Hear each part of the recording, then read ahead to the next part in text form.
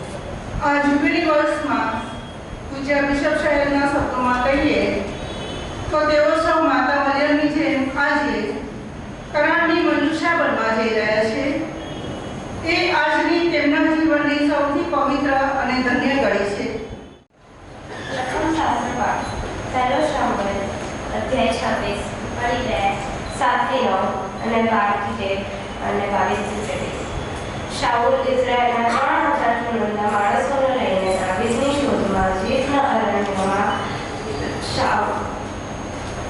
પહોંચી ગયો. દાવીદ અને અબીશાય રાત્રે છાવણીમાં બેઠા. તેમણે શાઉલને વચ્ચે સૂતેલો જોયો. તેનો ભાલો તેના માથા આગળ જમીનમાં ખસેલો. આબનેર અને લશ્કર તેની ફરતે સૂતેલા હતા. અબીશાયે દાવીદને કહ્યું, આજે ઈશ્વરે તારા દુશ્મનને તારા હાથમાં મૂકી દીધો છે. હું એને ભાલાના એક જ દાંતથી ભણે સાથે જળી દઈશ. મારે બીજો ભાર નહીં કરવો પડે. દાવીદે કહ્યું, એનો જાણ લેશે. ઈશ્વરે જેનો અભિષેક કર્યો છે તેની સામે હાથ ઉઠાવવાનું કોણ સજગ પામ્યા વગર રહ્યું છે. દાવીદે વધુમાં કહ્યું, પ્રભુના સંગ પ્રભુ જ એનો પૂરો કરશે.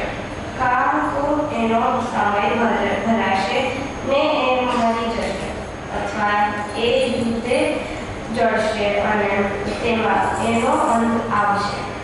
આપણું ધન્યવાદ છે. બીજો શાસ્ત્ર પાઠ કોરિન્થના ધર્મસંઘ પરના સંત પાઉલના પહેલા પત્રમાંથી પાઠ, અધ્યાય 15 કડી 45 થી 49. શાસ્ત્રમાં લખ્યું છે, પ્રથમ માનવ આદમ સજીવ પ્રાણી બની ગયો. છેલ્લો આદમ જીવનદાતા આત્મા બન્યો છે. પણ પહેલું આધ્યાત્મિક નથી આવતું, ભૌતિક આવે છે અને પછી આધ્યાત્મિક. પહેલો માનવ પૃથ્વીમાંથી બનેલો પાર્થિવ હતો. બીજો માનવ સ્વર્ગમાંથી આવેલો છે. પાર્થિવ માનવ જેવો હતો તેવા જ પાર્થિવ માનવો છે. સ્વર્ગીય માનવ જેવો છે તેવા જ સ્વર્ગીય માનવો છે. આપણે જેમ પાર્થિવ માનવનું રૂપ ધારણ કર્યું છે તેમ સ્વર્ગીય માનવનું રૂપ પણ ધારણ કરીશું. આ પ્રભુની વાણી છે. તમારા અંતરમાં વસો. સંત લોકૃત ભગવાન ઈસુનો શુભ સંદેશ.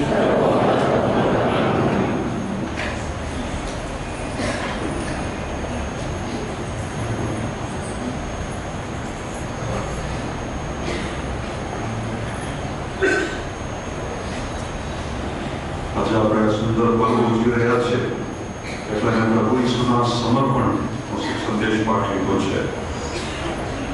8 દિવસ પછી જ્યારે બાળકની સુન્નત કરાવવાનો સમય આવ્યો ત્યારે તેનું નામ ઈસુ પાડવામાં આવ્યું. અમે સૌ બાળકો પ્રથમ વખત પ્રભુ ઈસુને પરમ પ્રસાદના રૂપમાં અમારા હૃદયમાં ધારણ કરીએ. માતા મરિયમની જેમ કરારની મનુષ્ય બનવાના છીએ. અમારા સૌ માટે અમારા જીવનની આ સૌથી પવિત્ર અને ધન્ય ઘડી છે. આપણા મહાત્મિક પોપસાની માટે આપણે પ્રાર્થના કરીએ. દરેક પરિસ્થિતિ પ્રમાણે કાર્ય કરવા માટે પ્રભુ તેમને હંમેશા પવિત્ર આત્માથી દોરતા રહી હિંમત અને બળ આપે, શારીરિક, માનસિક અને આત્મિક તંદુરસ્તી આપે. તે માટે આપણે પ્રભુને પ્રાર્થના કરીએ. આજે આપણા સેન્ટ જોસેફ પેરિસ માટે પ્રાર્થના કરીએ. ખાસ આપણા બિશપ સેરી, આપણા સભાયાજ્ઞિક ફાધર જેમ્સ, ફાધર ફિડેલિસ, બધા જ મંડળના બધા સિસ્ટરો, બધા ધર્મ શિક્ષકો અને દરેક પ્રાર્થના ગ્રુપો માટે પ્રભુને પ્રાર્થના કરીએ. સમગ્ર વિશ્વમાંથી અને વિશેષ આપણા પેરિસોમાંથી જેઓએ સંન્યાસી જીવન પસંદ કરી ધર્મસલાને પોતાના જીવન સમર્પણ કર્યું છે તે સૌ સંન્યાસીઓ માટે પ્રભુને પ્રાર્થના કરી. પ્રભુ તેઓ સૌને તન અને મનની તથા આધ્યાત્મિક તંદુરસ્તી આપે, પ્રભુનું કામ કરવા માટે હિંમત, શક્તિ અને બળ આપે અને હંમેશા પવિત્ર આત્માથી દોરતા રહે તે માટે તથા તેમનું સમસ્ત જીવન પ્રભુના ક્રુસમાં જ પરિપૂર્ણ થાય તે માટે આપણે પ્રભુને પ્રાર્થના કરીએ. પ્રદાન કરનારા ઘોડા છે. પ્રભુની પસંદ કરવા માટે પ્રભુ અમારામાંથી આજે જ પસંદગી કરી તેડાનું બીજ અમારામાં રોપે તે માટે આપણે પ્રભુને પ્રાર્થના કરીએ. ધર્મને ખાતર દુઃખ, અપમાન અને અન્યાય સહન કરતા દરેક લોકો માટે પ્રભુને પ્રાર્થના કરીએ. અન્યાય સામે ટકી રહેવા માટે પ્રભુ તેઓને ખૂબ જ હિંમત આપે અને પવિત્ર આત્માની કૃપાથી તેઓનું રક્ષણ કરી તેમને દોરતા રહે તે માટે આપણે પ્રભુને પ્રાર્થના કરીએ. આજે દરેક બીમાર અને દુઃખી લોકો માટે આપણે પ્રભુને પ્રાર્થના કરીએ. પ્રભુ તેઓ દરેકને સાજાપણું આપે તે માટે આપણે પ્રભુને પ્રાર્થના કરીએ. આજે દરેક નિરાધાર લોકો માટે, વૃદ્ધાશ્રમમાં રહેતા લોકો માટે, ખેડૂતો માટે, દરેક દુઃખી લોકો માટે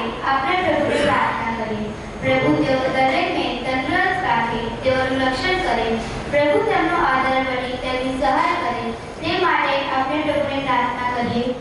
આજે ધોરણ 10 અને ધોરણ 12 ના દરેક વિદ્યાર્થીઓ માટે આપણે પ્રભુને પ્રાર્થના કરીએ.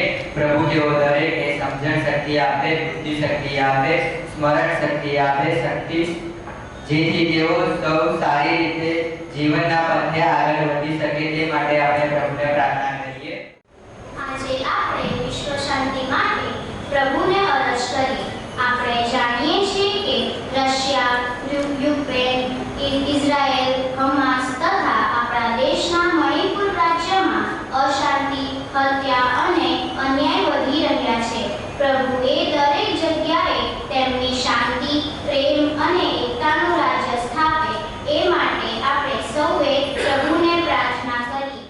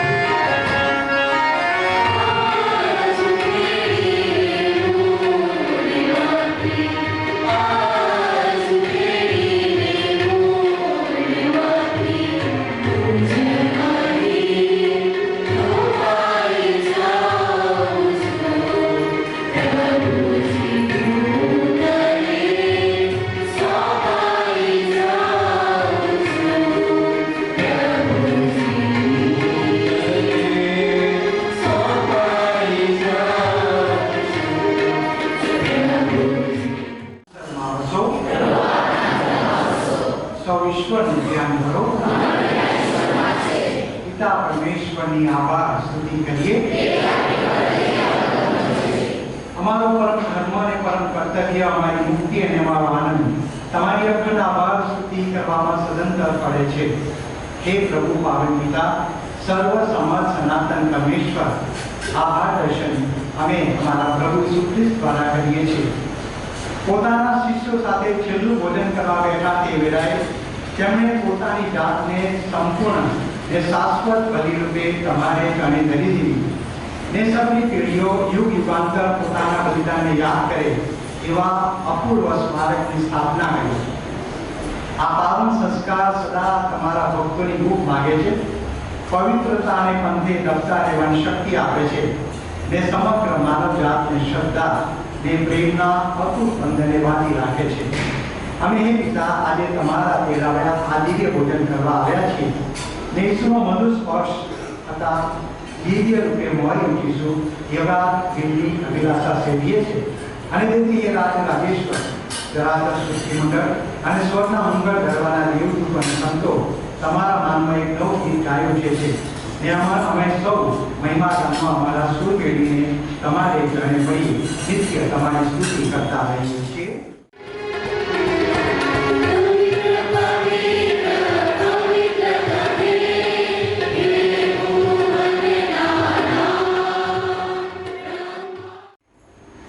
પવિત્રતા તમારું નામ છે પ્રભુ. પવિત્રતાના તમે અનંત સ્ત્રોત છો. તમારા આત્માના સંચારથી નૈવેદ્યને પવિત્ર કરો, જેથી તે અમારે માટે અમારા પ્રભુ ઈસુ ખ્રિસ્તના સાક્ષાત દેહ રક્ત બની જાય. પુરા દિલથી અમારે ખાતર મોતને વેઠવા રહ્યા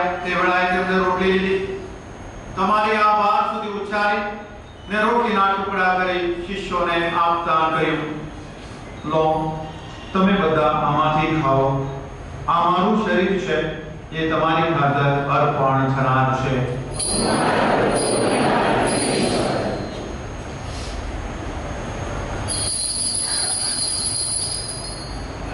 એ જ રીતે ભોજન પછી તેમણે પ્યાલો લીધો, ફરી તમારી આ વાત સુધી ઉચ્ચારી ને શિષ્યોને આપતા કહ્યું, લો, તમે બધા આમાંથી પીવો. આ મારા લોહીનો પ્યાલો છે, નવા અને શાશ્વત કરારનું આ મારું લોહી છે. એ તમારી અને સૌ માનવોની ખાતર પાપ મુક્તિની અર્થે રેડાવવાનું છે. મારા સ્મારક તરીકે આ કરતા રહેજો. सेबास्टियन ने समग्र याज्ञिक वर्ग ने सौ भक्तजनों ने प्रेम पर वरदान आपो. नवजीवनी आशा विनती पामेला हमारा भक्तजनों ने તેમજ તમામ સદગત ભાઈ બહેનોને યાદ કરો. એમના પર તમારા દર્શનનો અનંત પ્રકાશ પાથરો. અમારા સૌની પર દયા કરો. અને ઇઝરાયેલ કુમારી મરિયમ, તેમના પતિ સંત જોસેફ પુણ્યશ્લોક કૃષ્ણ અને યોગ્ય રીતે તમને પસંદ કરનાર તમામ સંતોની સાથે અમને શાશ્વત જીવનના ધામમાં પ્રવેશ કરાવો તથા તમારા પુત્ર ઈસુ ખ્રિસ્ત દ્વારા તમારા કલ્યાણ ગાવાનું સદભાગ્ય આપો. ઈસુ ખ્રિસ્ત દ્વારા એમની સાથે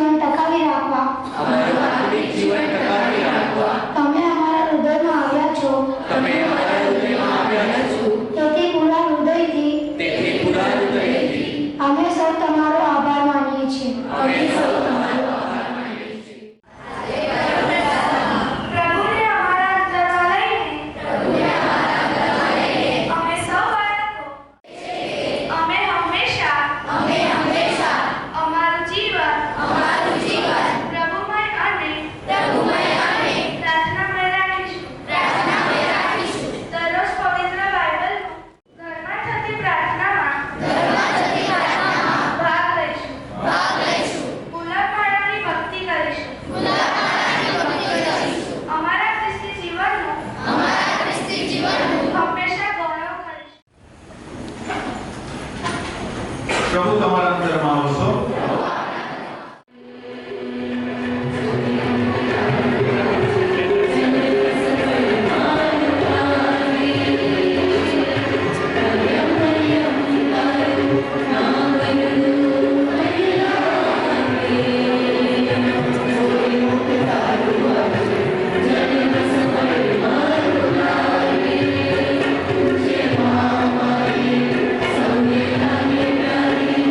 Thank you.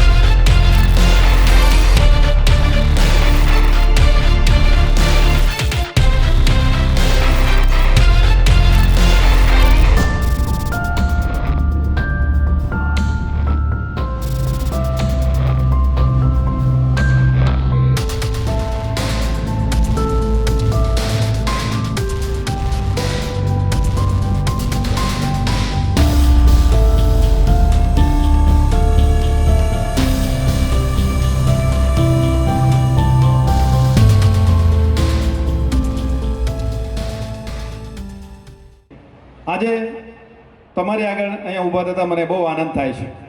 સેન્ટ જોસેફ પરિવાર એક છે એવો મને એક અનુભવ થાય છે.